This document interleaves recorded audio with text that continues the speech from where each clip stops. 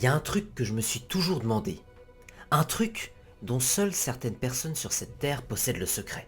Avez-vous déjà eu l'impression que certains détiennent une clé magique pour réussir dans la vie? Je suis sur le point de te révéler la chose la plus importante de ta vie. Le secret du succès. Il y a encore quelques années, je ne savais pas du tout ce que je voulais faire plus tard. Quel métier m'épanouirait le plus longtemps dans ma vie? Je me sentais délaissé, incompris par les autres qui rêvaient tous de devenir médecin, avocat ou encore skieur. Ouais, je ne sais pas totalement pourquoi, c'est sûrement parce que je vivais en Suisse. J'ai longtemps pensé que je pourrais choisir mon métier plus tard, ficeler mon avenir au cours des années. Mais là était mon erreur. En réalité, je savais parfaitement ce que je voulais faire. Je voulais juste sortir du cadre. Si aucun métier ne me convenait et ne me satisfaisait entièrement, pourquoi donc n'exercer qu'une seule profession? J'ai toujours su que je voulais devenir quelqu'un, accomplir de grandes choses dans ma vie et ne pas la laisser filer bêtement, sans que je ne puisse rien y faire. Je voulais devenir le timonier de mon existence, le capitaine de mon navire, et embrasser le chemin qui me mènerait tout droit vers la réussite et l'accomplissement personnel. Le sentier me menant au succès. Néanmoins, beaucoup de pensées voltigeaient dans ma tête. Beaucoup de mystères restaient encore irrésolus en moi. Qu'est-ce que le succès? Pourquoi n'arriverait-on pas à m'aiguiller sur une profession qui concordait parfaitement avec mes ambitions? J'ai tenté de répondre à ces questions jour après jour, semaine après semaine. Mais le mieux était de trouver la réponse à toutes mes incertitudes ailleurs.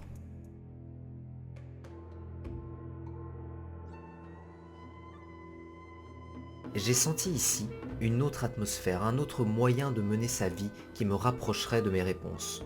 Un charme que nul autre endroit n'avait. Il fallait que j'accepte le fait que la vie était différente de celle que je menais en Europe. La vie semblait si paisible. La découverte d'un autre style de vie m'a fait réaliser quelque chose. J'avais besoin de voyager. J'avais compris que je ne me satisferais pas d'un seul métier ou d'un seul endroit tout au long de ma vie. Ce confort illusoire ne me convenait pas. Je voulais faire un tas de choses, aider un tas de monde et profiter des moments importants de la vie. Ou alors embrasser la vie dans son intégralité. Je n'aspirais qu'à accomplir quelque chose pour mon propre compte. Mes désirs convergent vers une seule idée, le succès. La corrélation entre le succès et la liberté était pour moi énorme.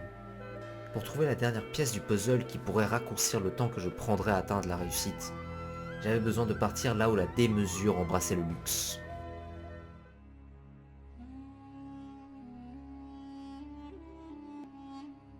J'ai senti une profonde connexion entre la richesse et le pouvoir ici.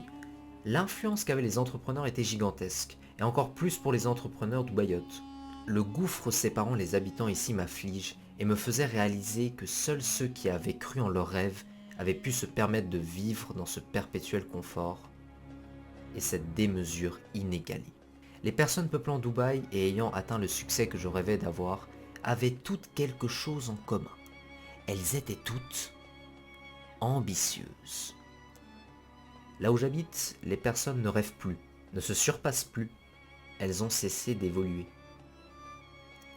Certes, certains se démènent pour devenir la meilleure version d'elles-mêmes, mais la plupart s'enferment dans un métro boulot dodo sans rien créer et aidant personne. Et le concept de Darwin sur la sélection naturelle fait d'autant plus de sens ici. Seuls les individus s'étant adaptés à leur temps ont pu survivre.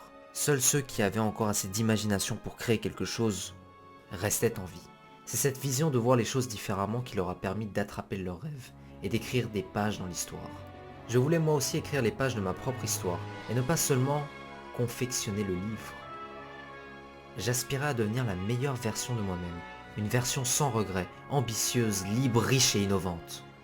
En tant qu'humain, nous avons la faculté de pouvoir moduler la réalité à notre manière afin de s'épanouir au mieux dans cette dernière. Ce voyage m'a permis de recharger mes batteries, des batteries qui m'offraient la possibilité de travailler sur mes propres intérêts. Il était temps de prendre le taureau par les cornes et de travailler pour mon propre compte comme l'ont fait les gens que j'admire et la meilleure version de moi-même. À suivre sur cette chaîne YouTube, mon jardin d'Éden.